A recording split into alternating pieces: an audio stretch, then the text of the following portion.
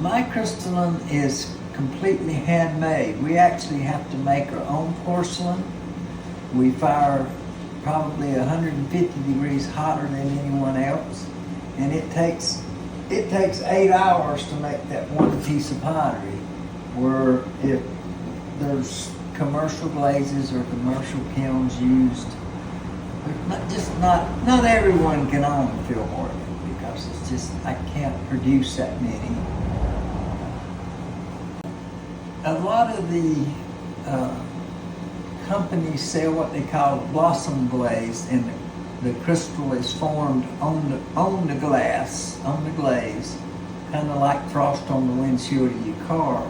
Where I melt the windshield of your car, create the crystal in that hot liquid, and then freeze the glaze back to a solid. And wherever that crystal is growing is where it's going to be trapped when the glaze goes from a liquid to a solid.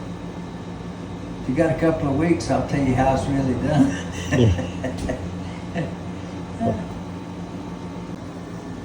Tell me when you're ready. This piece, we'll talk about this one first. It's what we call a rainbow piece.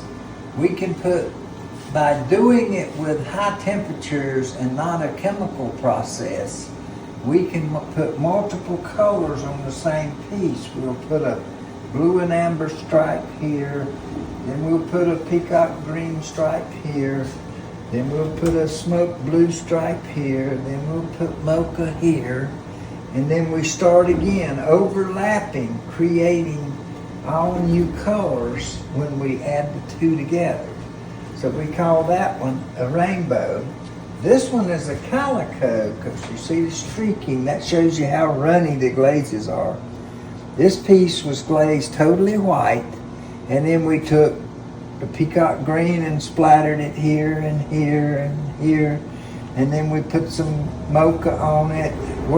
And then it all melts and runs down as the firing is taking place, and while the crystals are forming. Once it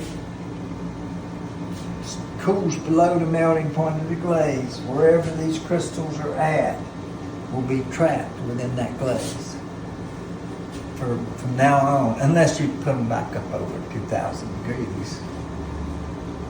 Copper.